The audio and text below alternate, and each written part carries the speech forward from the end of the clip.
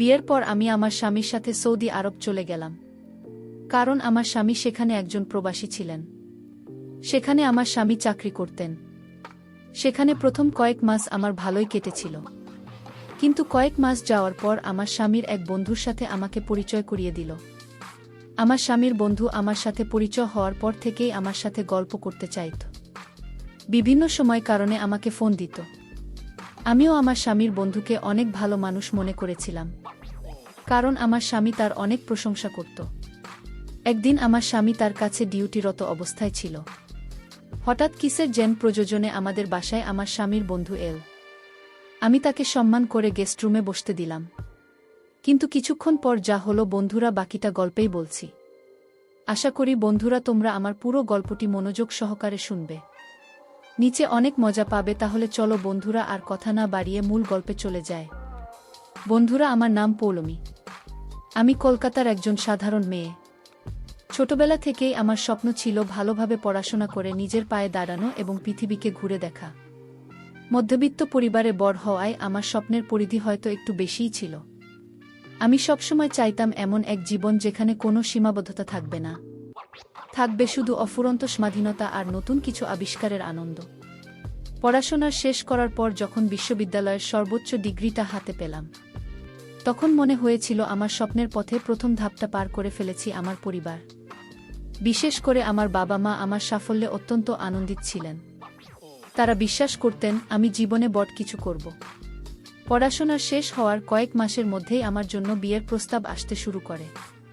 আমার সবথেকে কাছের বান্ধবী তনুজা একদিন তার প্রবাসী দাদার জন্য আমার কথা বলে। তার দাদার নাম ফণীন্দ্র। তনুজা যখন ফণীন্দ্রের কথা বলতো, আমার মনে এক অন্যরকম স্বপ্নের ছবি আঁকা হয়ে যেত। ফণীন্দ্র বহু বছর ধরে সৌদি আরবে একটি নাম করার সংস্থায় উচ্চ পদে কর্মরত। তার উপার্জনে তাদের পুরো পরিবার খুব ভালোভাবে জীবনযাপন করছিল। তনুজার মুখে তার দাদার সাফল্য, তার ভদ্র স্বভাব আর পেশাগত দক্ষতার কথা শুনে আমি মনে মনে তাকে নিয়ে একটা সুন্দর ছবি এঁকে ফেলেছিলাম। আমার যোগ্যতা আর ব্যক্তিত্বের কারণে তনুজা তার দাদার জন্য আমাকেই সবচেয়ে উপযুক্ত মনে করেছিল। সে যখন প্রস্তাবটা নিয়ে আমাদের বাড়িতে আসে, আমার বাবা মা প্রায় সাথে সাথেই রাজি হয়ে যান। এর কারণ ছিল সুস্পষ্ট। আমার বাবা একজন সৎ আর পরিশ্রমী মানুষ হলেও আমাদের আর্থিক অবস্থা খুব একটা সচ্ছল ছিল না। তিনি জানতেন ফণীন্দ্রের মতো একজন প্রতিষ্ঠিত পাত্র আমার ভবিষ্যৎ সুরক্ষিত করবে। তাছাড়া বিদেশে থাকার সুবাদে আমার জীবনযাত্রার মান উন্নত হবে, যা নিয়ে তিনি প্রায়ই চিন্তা করতেন। তার চোখে আমি দেখেছিলাম এক ধরনের স্বস্তি ও আশ্বাস। বিয়ের সমস্ত আয়োজন খুব দ্রুতই সম্পন্ন হতে লাগল। ফণীন্দ্র মাত্র কয়েক মাসের ছুটিতে দেশে ফিরেছিল। শুধুমাত্র বিয়ের জন্যই তার দেশে আসার কয়েকদিনের মধ্যেই আমাদের দুজনের দেখা হয় এবং পারিবারিকভাবে সবকিছু চূড়ান্ত হয়ে যায়। প্রথম দেখাতেই ফণীন্দ্রকে আমার বেশ ভালো লেগেছিল। সে ছিল শান্ত, ভদ্র এবং চোখে ছিল সততার ছাপ। আমাদের বিয়েটা খুব ধুমধাম করেই হয়েছিল। বিয়ের আগে থেকেই আমি মনে মনে একটা পরিকল্পনা করে রেখেছিলাম। আমি চেয়েছিলাম বিয়ের পর ফণীন্দ্রকে আমার যত্ন আর আন্তরিকতা দিয়ে এমনভাবে আগলে রাখুক যাতে আমরা একসঙ্গে একটা সুন্দর জীবন গড়ে তুলতে পারি এবং দ্রুতই আমি তার সাথে সৌদি আরবে যেতে পারি। আমাদের বিয়ের পর নতুন জীবন খুব আনন্দেই শুরু হয়েছিল। ফণীন্দ্র যখন আমার দিকে তাকিয়ে মিষ্টি করে হেসে বলেছিল যে তার বোনের পছন্দ সত্যিই অসাধারণ, তখন আমি আনন্দে ভরে গিয়েছিলাম। সেদিন আমি তাকে আমার সব স্বপ্নের কথা বলেছিলাম। আমি চেয়েছিলাম আমাদের সম্পর্কের শুরুটা যেন সততা আর গভীর বোঝাপড়ার মধ্যে দিয়ে হয়।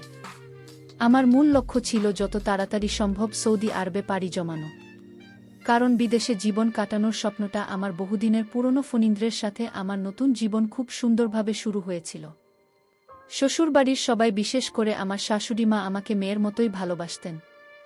ফণীন্দ্র আমার খেয়াল রাখত। আমরা একসঙ্গে ঘুরতে যেতাম, ভবিষ্যতের পরিকল্পনা করতাম।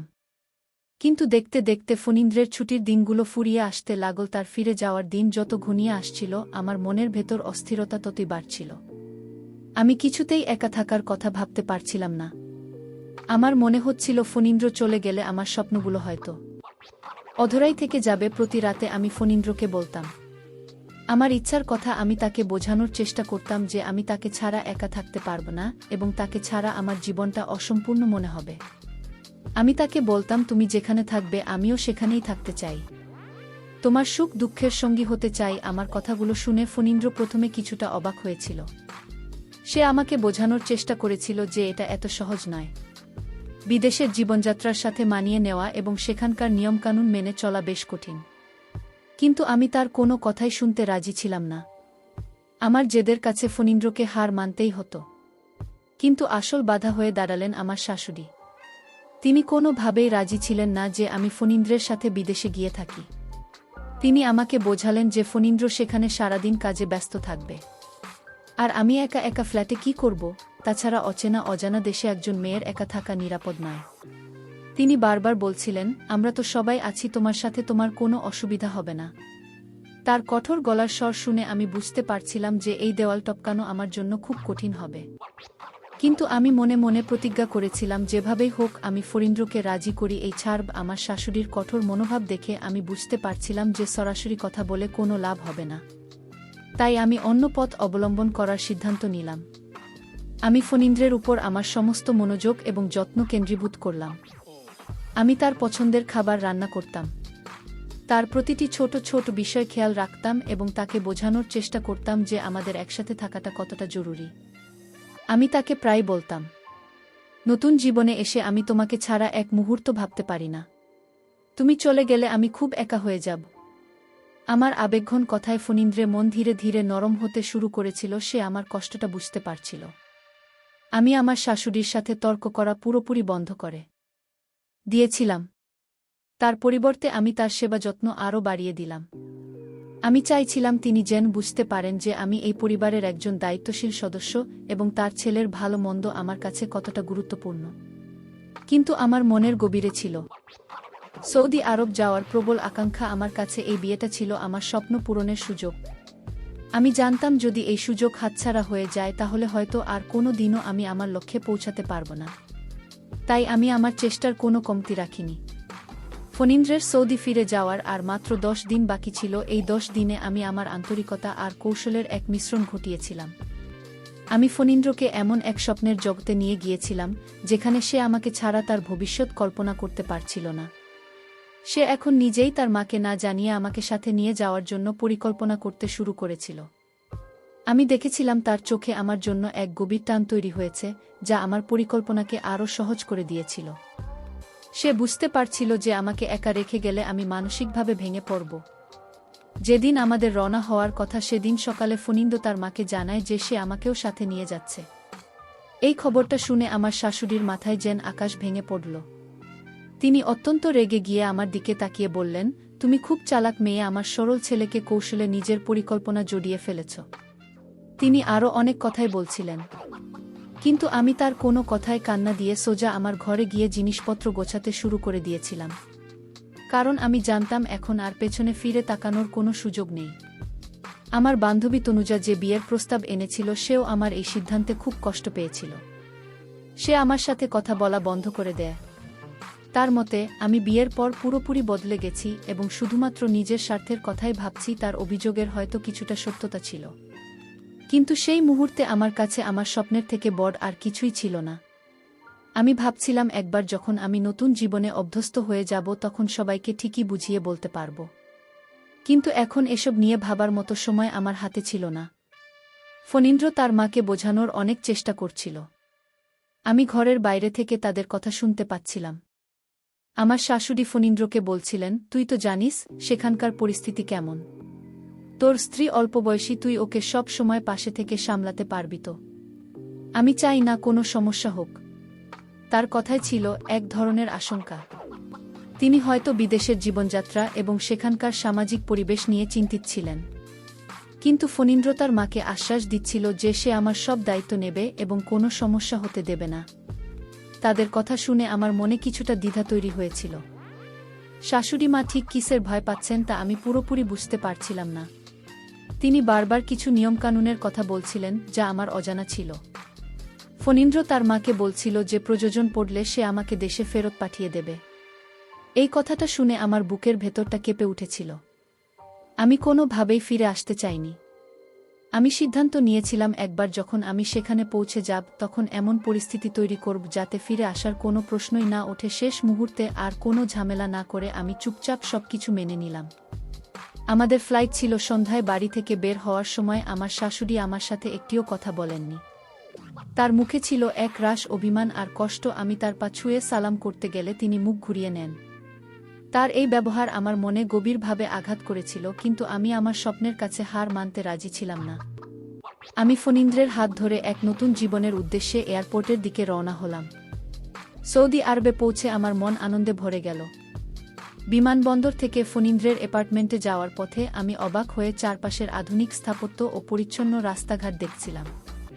এ যেন এক অন্য জগৎ। আমি এতদিন শুধু কল্পনাতেই দেখেছি। ফণীন্দ্রের অ্যাপার্টমেন্টটা ছিল বেশ বড় এবং সুন্দর করে সাজানো। ঘরের বারান্দায় দাঁড়ালে পুরো শহরটা দেখা যেত। আমার মনে হচ্ছিল আমার ছোটবেলার স্বপ্ন অবশেষে সত্যি হতে চলেছে। আমি মনে মনে সৃষ্টিকর্তাকে ধন্যবাদ জানালাম এবং প্রতিজ্ঞা করলাম যে এই নতুন জীবনটাকে আমি আমার মতো করে গুছিয়ে নেব। ফণীদের মনটা অবশ্য খুব একটা ভালো ছিল না। বাড়ি থেকে আসার সময় তার মায়ের সাথে যে মনোমালিন্য হয়েছিল তা তাকে কষ্ট দিচ্ছিল। সে বারবার বলছিল, মাকেও ভাবে কষ্ট দিয়ে আসাটা আমার ঠিক হয়নি। পৌলমী আমি তাকে সান্ত্বনা দিয়ে বললাম যে মা বাবারা সন্তানের উপর অভিমান করে থাকেনও, কিন্তু কিছুদিন পরেই আবার সব ঠিক হয়ে যাবে। আমি তাকে বোঝালাম যে আমরা নিয়মিত ফোন করে তাদের খোঁজ খবর নেব এবং খুব তাড়াতাড়ি তারা আমাদের সিদ্ধান্তকে মেনে নেবেন। আমার কথায় সে কিছুটা শান্ত হয়েছিল। সৌদি আরবের জীবনযাত্রা ভারতের থেকে অনেকটাই আলাদা। প্রথম কয়েকদিন আমার সবকিছু নতুন আর অচেনা লাগছিল। এখানকার খাবার, মানুষের পোশাক, এমনকি ভাষার ভিন্নতাও আমাকে কিছুটা বিচলিত করেছিল। আমরা প্রথম কয়েকদিন বাইরে থেকেই খাবার আনিয়ে খেলাম, কিন্তু সেই আরবি খাবার আমার মুখে একেবারেই রুচছিল না। আমি ভারতীয় খাবারের জন্য আকুল হয়ে উঠেছিলাম। ফণীন্দ্র আমাকে আশ্বস্ত করেছিল যে কিছুদিন গেলেই আমি এখানকার পরিবেশের সাথে নিজেকে মানিয়ে নিতে পারব। কাজের চাপে ঘনীন্দ্র খুব ব্যস্ত থাকত। এখানে আসার দুদিনের মাথাতেই তাকে তার পুরনো দায়িত্বে যোগ দিতে হয়েছিল। সে সকালে বেরিয়ে যেত আর ফিরত গভীর রাতে। আমি সারাদিন বিশাল ফ্ল্যাটটাতে একা একা থাকতাম। ফণীন্দ্র আমাকে বলেছিল আমি যেন একা একা বাইরে না যাই, কারণ এখানকার নিয়ম কানুন খুব কড়া এবং আমি এখনও সবকিছু সম্পর্কে অবগত নই। তার এই সাবধান বাণী আমার কাছে যেন এক ধরনের বাঁধ হচ্ছিল। আমি যে স্বাধীনতার স্বপ্ন দেখে এখানে এসেছিলাম তা যেন চার দেওয়ালের মধ্যে আটকে গিয়েছিল। এই একাকিত্ব আমাকে ধীরে ধীরে গ্রাস করছিল। দেশে থাকার সময় আমি সারাদিন বন্ধুবান্ধব আর পরিবারের সাথে হাসি ঠাট্টায় মেতে থাকতাম, কিন্তু এখানে আমার কথা বলার মতো কেউ ছিল না। সারাদিন টিভি দেখে আর বই পড়েই আমার সময় কাটত। আমি প্রায়ই বারান্দায় দাঁড়িয়ে নিচের ব্যস্ত শহরটাকে দেখতাম আর ভাবতাম এই বিশাল শহরে আমি কতটা একা। আমার মনটা প্রায় খারাপ হয়ে যেত এবং আমি দেশের জন্য, আমার পরিবারের জন্য খুব কষ্ট পেতাম। এরই মধ্যে একদিন ফণীন্দ্র খবর দিল যে তার আরবি বস আমাদের দুজনকে তার বাড়িতে রাতের খাবারের জন্য নিমন্ত্রণ করেছে। খবরটা শুনে আমি খুব খুশি হয়েছিলাম। এই প্রথম আমি কোনো স্থানীয় মানুষের বাড়িতে যাচ্ছিলাম। আমার শাশুড়ি বারবার বলতেন যে এখানকার রীতিনীতি আমাদের থেকে সম্পূর্ণ আলাদা, তাই আমি খুব কাছ থেকে তাদের সংস্কৃতি ও জীবনযাত্রাকে দেখার জন্য অধীর আগ্রহে অপেক্ষা করছিলাম। আমি সুন্দরভাবে সেজে ফণীন্দ্রের সাথে তার বসের বাড়ির উদ্দেশ্যে রওনা হলাম। ফণীন্দ্রের বসের নাম ছিল আল নাসির। আমরা যখন তার বাড়িতে পৌঁছালাম তখন তার বিশাল প্রাসাদ ওপম বাড়ি দেখে আমার চোখ ধাঁধিয়ে গিয়েছিল। আমি কল্পনাও করতে পারিনি যে একজন মানুষ এতটা বিলাসবহুল জীবন যাপন করতে পারে। আল নাসিরকে দেখে আমি আরও অবাক হয়েছিলাম। সে কোনো বয়স্ক মানুষ ছিল না, বরং আমার বয়সী একজন যুবক। সে লন্ডন থেকে পড়াশোনা করে এসেছে, তাই আরবি ভাষার পাশাপাশি ইংরেজিও খুব ভালো বলতে পারত। সে আমাদের সাথে খুব আন্তরিকতার সাথে ইংরেজিতে কথা বলছিল। আমারও ইংরেজি বেশ ভালো ছিল, তাই আল নাসিরের সাথে কথা বলতে আমার কোনো অসুবিধা হচ্ছিল না। তার মিশুকি স্বভাব এবং বন্ধুত্বপূর্ণ ব্যবহার আমাকে মুগ্ধ করেছিল। ফণীন্দ্র তার বসের সামনে কিছুটা চুপচাপ এবং সংকুচিত হয়েছিল, কিন্তু আমি একদম স্বাভাবিকভাবেই তার সাথে গল্প করছিলাম। আমরা জানতে পারলাম আল নাসির সেই বিশাল বাড়িতে একাই থাকে, তার পরিবার অন্য শহরে থাকে। যাওয়ার আগে আল নাসির আমাদের বলেছিল, এখানে তোমরা নতুন এসেছ, যে কোনো প্রয়োজনে আমাকে নির্দ্বিধায় জানাতে পারো। তার এই আন্তরিকতা আমার মনে গভীর ছাপ ফেলেছিল। আল নাসিরের বাড়ি থেকে ফেরার পর আমি ফণীন্দ্রের কাছে তার প্রশংসায় পঞ্চমুখ ছিলাম। আমি বলছিলাম, তোমার বসকে অসাধারণ একজন মানুষ, কত বড় পদে থেকেও তার মধ্যে কোনো অহংকার নেই। কিন্তু আমার কথা শুনে ফণীন্দ্রের মুখের ভাব কিছুটা বদলে গেল। সে আমাকে সতর্ক করে দিয়ে বলল, পৌলমী, এখানকার মানুষদের সাথে খুব মেপে কথা বলা উচিত। তারা দেখতে যতটা আন্তরিক হয় ভেতরটা ততটা সহজ নাও হতে পারে। বিশেষ করে ধনী ব্যক্তিদের জীবনযাত্রা আমাদের মতো সাধারণ মানুষের থেকে অনেক আলাদা হয়। তার কথায় এক ধরনের সাবধানতা সুর ছিল যা আমি সেই মুহূর্তে ঠিক বুঝতে পারিনি। দিনগুলো যেতে লাগল, আর আমার একাকিত্ব বাড়তে লাগল। ফণীন্দ্র তার কাজ নিয়ে এতটাই ব্যস্ত থাকত যে আমার দিকে মনোযোগ দেওয়ার মতো সময় তার প্রায় ছিলই না। সে বাড়ি ফিরে এতটাই ক্লান্ত থাকত যে দুইটা কথা বলার পরত। আমরা একসাথে কোথাও ঘুরতে যাওয়ার পরিকল্পনাও করতাম, কিন্তু শেষ মুহূর্তে কাজের চাপে তা বাতিল হয়ে যেত। আমার স্বপ্ন ছিল স্বামীর সাথে এখানকার সুন্দর মরুভূমিতে সূর্যাস্ত দেখব, কিন্তু সেই স্বপ্ন স্বপ্নই থেকে গিয়েছিল। আমি ধীরে ধীরে হতাশ হয়ে পড়ছিলাম। এই নিঃসঙ্গতার মধ্যে আল নাসির আমার জীবনে এক ঝলক নতুন বাতাস নিয়ে এল। সে মাঝে মাঝে ফণীন্দ্রকে ফোন করে আমার খোঁজ খবর নিত। একদিন সে আমাকে সরাসরি ফোন করে বলল, পৌলমী, আমি জানি তুমি এখানে খুব একা অনুভব করো। তুমি চাইলে আমি তোমাকে শহরটা ঘুরিয়ে দেখাতে পারি। তার প্রস্তাবে আমি প্রথমে কিছুটা ইতস্তত করলেও পরে রাজি হয়ে গেলাম, কারণ এই চার দেওয়ালের জীবন আমার কাছে অসহ্য হয়ে উঠেছিল। আমি ফণীন্দ্রকে না জানিয়েই আল নাসিরের সাথে শহরের দর্শনীয় স্থানগুলো দেখার সিদ্ধান্ত নিলাম। আল নাসিরের সাথে আমার প্রথম দেখাটা ছিল একটি কফি শপে। সে আমার সাথে বন্ধুত্বপূর্ণভাবে কথা বলছিল। সে আমাকে এখানকার সংস্কৃতি, মানুষের জীবনযাত্রা এবং দর্শনীয় স্থানগুলো সম্পর্কে অনেক কিছু জানিয়েছিল।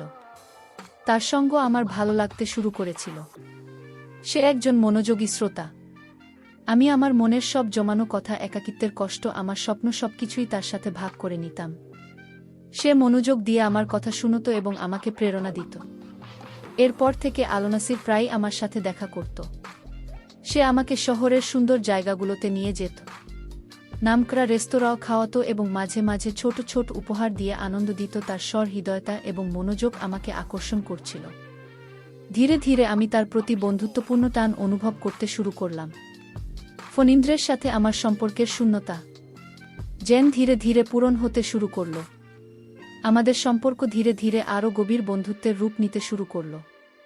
একদিন আল নাসির আমাকে তার বাড়িতে আমন্ত্রণ জানাল। সেদিন সে তার মনের কথা আমাকে খুলে বলল। সে জানালো যে সে আমাকে একজন ভালো বন্ধুর মতো দেখে এবং সব সময় আমার পাশে থাকতে চায়।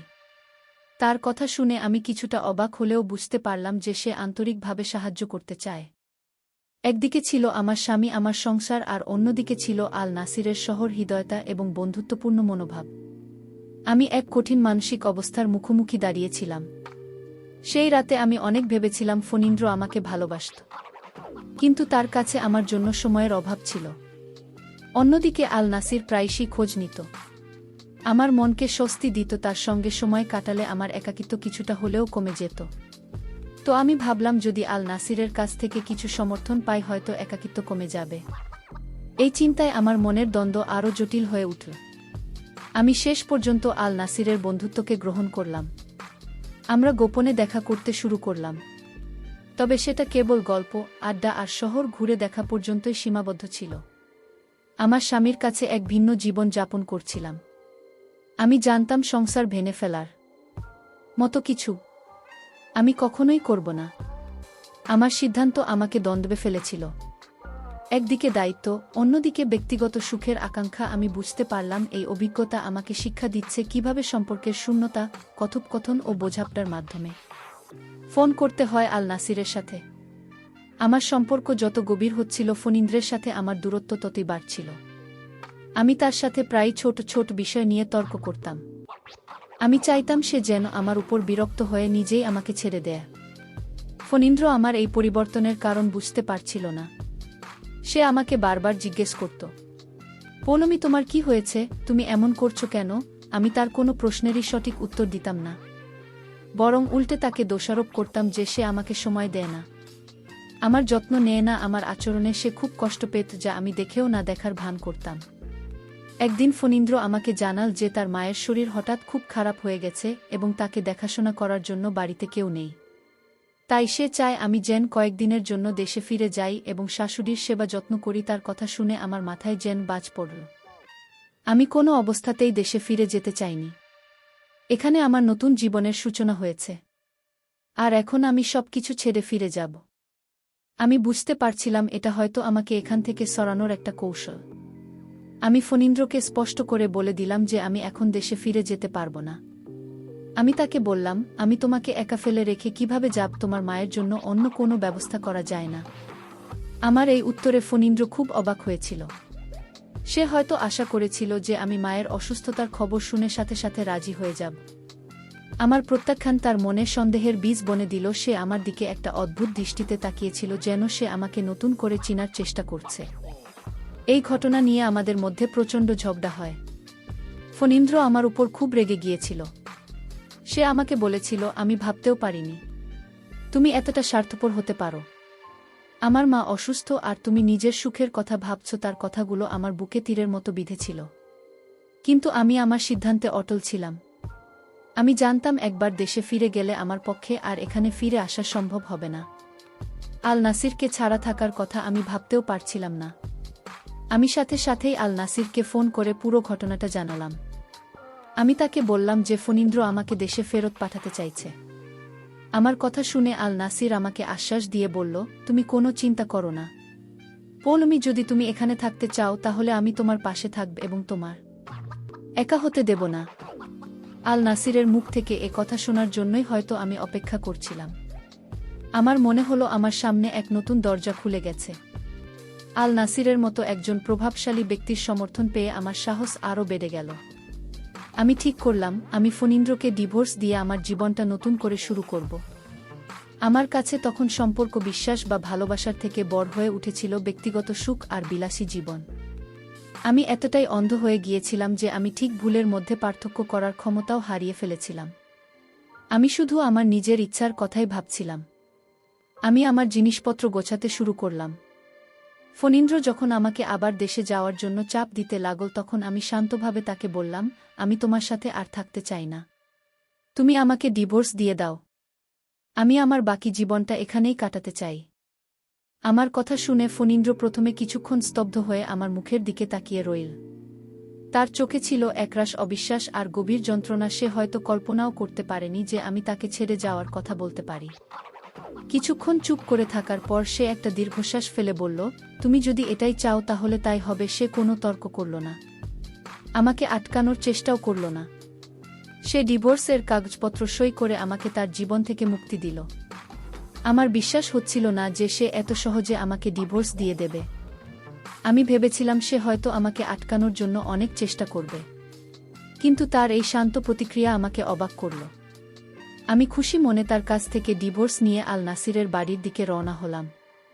এক নতুন জীবনের স্বপ্নে বিভোর হয়ে আল নাসিরের প্রাসাদে আমার নতুন জীবন শুরু হলো। সে আমাকে যত্নের সাথে রাখল। আমার জন্য দামি পোশাক, গহনা আর বিলাসবহুল গাড়ির কোনো কমতি ছিল না। আমি যা চাইতাম তা আমার হাতের মুঠো চলে আসত। আমি আমার বন্ধুদের ফোন করে আমার নতুন জীবনের গল্প শোনাতাম। তারা আমার ভাগ্য দেখে ঈর্ষা করত। আমি নিজেকে পৃথিবীর সবথেকে সুখী মানুষ বলে মনে করতাম। ফণীন্দ্রের কথা আমার আর মনেও পড়ত না।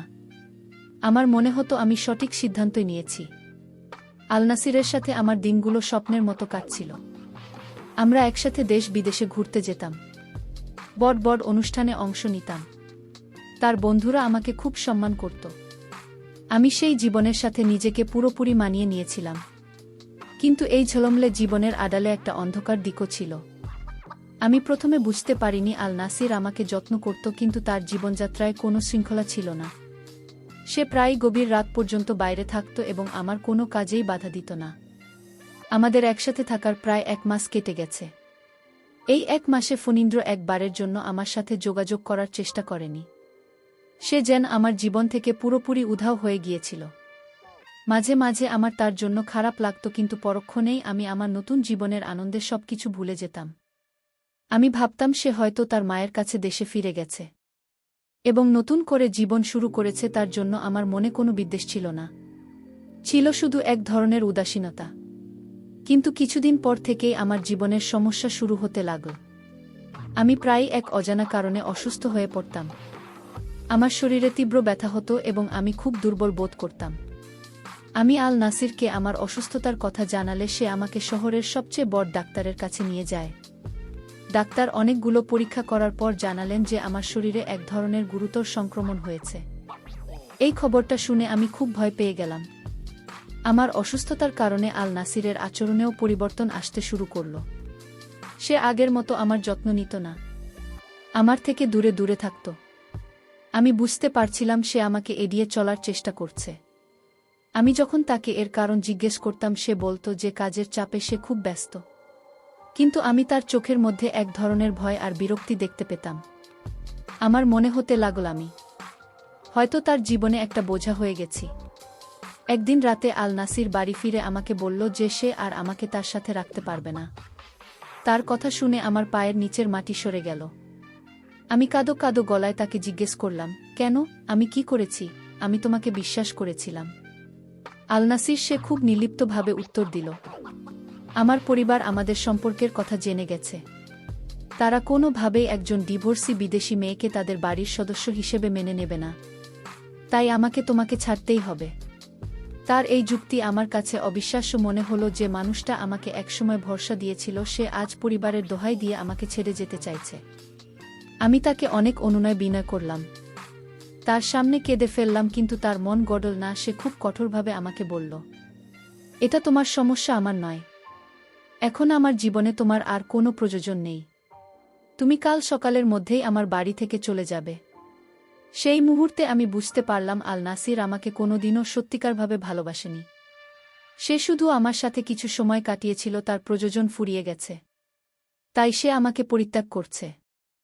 আমার প্রতি তার কোনো সত্যিকারের অনুভূতিই ছিল না।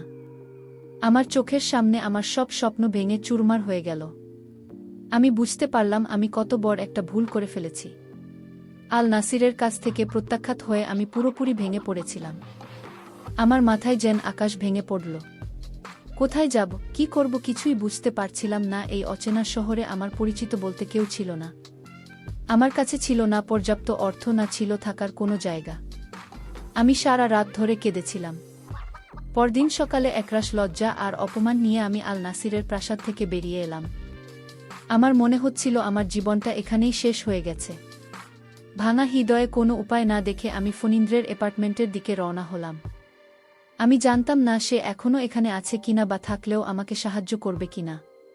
কিন্তু তার বাইরে আমার আর যাওয়ার মতো কোনো জায়গা ছিল না। আমি যখন তার দরজায় কড়া নাড়লাম তখন আমার বুকের ভেতরটা ভয়ে কাঁপছিল। কিছুক্ষণ পর ফণীন্দ্র দরজা খুল। আমাকে ওই অবস্থায় দেখে এসে এক মুহূর্তের জন্য অবাক হয়ে গিয়েছিল। আমার বিধ্বস্ত চেহারা আর চোখের জল দেখেই সে হয়তো অনেক কিছু অনুমান করে নিয়েছিল। সে আমাকে ভেতরে আসতে বলল। আমি তার সামনে দাঁড়িয়ে কোনো কথা বলতে পারছিলাম না। আমার গলা দিয়ে কোনো শব্দ বের হচ্ছিল না। ফণীন্দ্রই প্রথম নীরবতা ভাঙল। সে শান্ত গলায় বলল, আমি তোমাকে আগেই বোঝানোর চেষ্টা করেছিলাম পৌলমী, আমি জানতাম এমন কিছু একটা ঘটতে পারে। তোমার আত্মসম্মান রক্ষার কথা ভেবে আমি তোমাকে সরাসরি বারণ করিনি, কিন্তু ইঙ্গিতে সতর্ক করেছিলাম যাতে তুমি ভুল পথে না যাও। তার কথা শুনে আমি অবাক হয়ে তার দিকে তাকালাম। সে বলতে লাগল, আমার আগেই সন্দেহ হয়েছিল। তুমি লুকিয়ে আল নাসিরের সাথে মেলামেশা করছো। তোমার আচরণ, তোমার কথা সব কিছুই বদলে গিয়েছিল। আমি শুধু চেয়েছিলাম তুমি নিজে থেকে ভুলটা বুঝতে পারো এবং ফিরে আসো। আমি তোমাকে হারাতে চাইনি, তাই কষ্টের মধ্যেই সরে দাঁড়িয়েছিলাম। তার প্রতিটি কথাই ছিল গভীর কষ্ট আর হতাশা। আমি বুঝতে পারলাম সে সব কিছু জেনেও আমাকে বাঁচানোর চেষ্টা করেছিল। আমি কান্নায় ভেঙে পড়লাম। আমি তার কাছে ক্ষমা চাইলাম এবং আমার ভুলের জন্য অনুতাপ প্রকাশ করলাম। আমি বললাম, আমি লোভে অন্ধ হয়ে গিয়েছিলাম। ফণীন্দ্র, আমি তোমার ভালোবাসা, তোমার বিশ্বাস সব কিছুর অমর্যাদা করেছি। আমাকে আরেকটা সুযোগ দাও, আমি সব ঠিক করে নেব। কিন্তু ফণীন্দ্র মাথা নেড়ে বলল যে বিশ্বাস একবার ভেঙে যায় তার আগের মতো জোড়া লাগে না পৌলমী। তুমি যেভাবে আমাকে ছেড়ে অন্য জীবনের পেছনে ছুটেছিলে তা আমাদের সম্পর্ককে শেষ করে দিয়েছে। তার কথাগুলো ছিল কঠিন, কিন্তু সত্য। আমি বুঝতে পারছিলাম আমি আমার নিজের ভুলের কারণেই রাজেই অবস্থায় এসে দাঁড়িয়েছি। আমি যা করেছি তারপর আর ফণীন্দ্রের জীবনে ফিরে যাওয়ার কোনো অধিকার আমার নেই।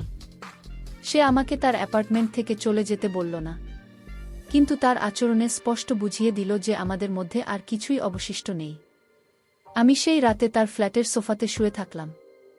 অনুশোচনার আগুনে পড়তে পড়তে পরদিন সকালে ফণীন্দ্র আমাকে বলল, আমি তোমার জন্য একটা কাজ করতে পারি। আমি তোমাকে দেশে ফেরার টিকিট কেটে দিতে পারি। তোমার পরিবারের কাছে ফিরে যাও, হয়তো তারা তোমাকে ক্ষমা করবে। কিন্তু আমি লজ্জায় তার মুখের দিকে তাকাতে পারছিলাম না। এই অবস্থায় আমি কিভাবে আমার বাবা মায়ের সামনে দাঁড়াব? আমি তাকে বললাম যে আমি দেশে ফিরতে চাই না। আমার কথা শুনে সে কিছুক্ষণ চুপ করে রইল। ফণীন্দ্র হয়তো আমার অসহায় অবস্থাটা বুঝতে পেরেছিল। সে আমাকে সরাসরি কোনো সাহায্য না করলেও তার এক পরিচিতের মাধ্যমে আমাকে একটা ছোটখাটো চাকরির ব্যবস্থা করে দিল। সে আমাকে কিছু টাকাও ধার দিল যাতে আমি একটা ছোট ফ্ল্যাট ভাড়া করে থাকতে পারি। সে শুধু এটুকুই বলল, নিজের পায়ে দাঁড়ানোর চেষ্টা করো, হয়তো একদিন তুমি নিজের ভুলগুলো শুধরে নিতে পারবে। তার এই সাহায্য আমার কাছে ছিল অপ্রত্যাশিত। আমি তার মহানুভবতায় আরও বেশি লজ্জিত হয়ে পড়লাম। আমি ফণীন্দ্র জোগাড় করে দেওয়া চাকরিতে যোগ দিলাম এবং একটা ছোট ফ্ল্যাটে একা থাকতে শুরু করলাম। আমার নতুন জীবন ছিল আগের থেকে সম্পূর্ণ ভিন্ন। এখানে কোনো বিলাসিতা ছিল না, ছিল শুধু কঠোর পরিশ্রম আর টিকে থাকার লড়াই। আমি সারাদিন কাজ করতাম আর সন্ধ্যায় একাকী ফ্ল্যাটে ফিরে আসতাম। আমার অতীত জীবনের স্মৃতিগুলো আমাকে প্রতিনিয়ত তাড়া করে বেড়াত। আমি বুঝতে পারছিলাম যে সম্পদের লোভে আমি আমার জীবনের সবচেয়ে মূল্যবান জিনিসগুলো হারিয়ে ফেলেছি। ভালোবাসা, বিশ্বাস আর সম্মান। আমি আমার বাড়িতে ফোন করে বাবা মায়েকে সব সত্যি কথা জানিয়েছিলাম। তারা আমার কথা শুনে প্রথমে খুব কষ্ট পেয়েছিলেন এবং আমার সাথে কথা বলা বন্ধ করে দিয়েছিলেন। আমি তাদের রাগ, অভিমান সবকিছু বুঝতে পারছিলাম। আমি তাদের একমাত্র সন্তান হয়েও তাদের গভীর কষ্ট দিয়েছিলাম।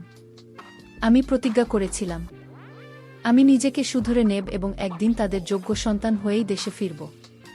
আমি নিয়মিত তাদের টাকা পাঠাতে শুরু করলাম, যদিও তারা তা গ্রহণ করতে চাইতেন না। এরই মধ্যে আমি খবর পেলাম যে ফণীন্দ্র একজন ভারতীয় মেয়েকে বিয়ে করে তার নতুন জীবন শুরু করেছে। খবরটা শুনে আমার বুকের ভেতরটা মোচড় দিয়ে উঠেছিল, কিন্তু আমি তার জন্য খুশি হয়েছিলাম। সে একজন ভালো জীবনসঙ্গী পাওয়ার যোগ্য ছিল। আমি দূর থেকে তাদের সুখী জীবন দেখতাম আর ভাবতাম, যদি আমি সেদিন ওই ভুলটা না করতাম তাহলে হয়তো আজ আমিও তার পাশে থাকতাম। কিন্তু এখন আর আফসোস করে কোনো লাভ ছিল না। আমি আমার কাজে পুরোপুরি মনোযোগ দিলাম। আমার পরিশ্রম এবং সততার কারণে আমি খুব তাড়াতাড়ি কর্মক্ষেত্রে উন্নতি করতে লাগলাম। আমি ধীরে ধীরে আমার জীবনটাকে আবার নতুন করে গুছিয়ে নিচ্ছিলাম। আমার জীবনের এই কঠিন অধ্যায় আমাকে একটা বড় শিক্ষা দিয়েছিল। আমি বুঝতে পেরেছিলাম যে বাইরের চাকচিক্য বা অর্থ সম্পদ, ভবনের সব কিছু নয়। সত্যিকারের সুখ লুকিয়ে থাকে ভালোবাসা, বিশ্বাস আর সৎ সম্পর্কের মধ্যে। অনেক দিন পর একদিন হঠাৎ করেই ফণীন্দ্রার সাথে আমার দেখা হয়ে গেল একটা শপিং মলে। তার সাথে তার স্ত্রীও ছিল। আমাকে দেখে সে কিছুটা অবাক হলেও আমার দিকে তাকিয়ে একটা সৌজন্যমূলক হাসিয়ে দিল। তার স্ত্রীও আমার সাথে খুব ভালোভাবে কথা বলল। তাদের দেখে আমার মনে হলো তারা দুজনে খুব সুখী। আমি তাদের শুভকামনা জানিয়ে সেখান থেকে চলে এলাম। আমার মনে আর কোনো কষ্ট বা ঈর্ষা ছিল না, ছিল শুধু এক ধরনের শান্তি। বন্ধুরা, আমার জীবনের এই গল্প থেকে আমি এটাই শিখেছি যে লোভে পা দিয়ে সাময়িকভাবে হয়তো সুখ পাওয়া যায়, কিন্তু তার পরিণাম হয় ভয়াবহ। শর্টকাট এ সাফল্য পাওয়ার চেষ্টা করলে জীবনে একসময় মুখ থুবড়ে পড়তেই হয়। সম্পর্কগুলোকে সবসময় সততার বিশ্বাস দিয়ে আগলে রাখা উচিত। আমি আমার ভুলের প্রায়শ্চিত্ত করছি এবং আশা করি একদিন আমি আমার পরিবার ও সমাজের কাছে আবার সম্মান ফিরে পাব। আমার এই গল্পটা যদি আপনাদের ভালো লেগে থাকে এবং আপনারা যদি আমার মতো ভুল থেকে শিক্ষা নিতে পারেন, তাহলেই আমার এই অভিজ্ঞতা ভাগ করে নেওয়া সার্থক হবে। সব সময় মনে রাখবেন, নিজের পরিশ্রম এবং সততার উপর বিশ্বাস রাখলে জীবনের সাফল্য আসবেই। অন্যের সম্পদ বা জীবন দেখে হীনমন্যতায় ভোগা উচিত নয়, কারণ প্রত্যেক মানুষের জীবনের পথ আলাদা। বন্ধুরা, আমার গল্পটি যদি তোমাদের ভালো লাগে তাহলে লাইক, শেয়ার এবং সাবস্ক্রাইব করে পাশে থেকো। আর বন্ধুরা, তোমরা এতক্ষণ ধৈর্য ধরে আমার গল্পটি শোনার জন্য তোমাদের সবাইকে অসংখ্য ধন্যবাদ।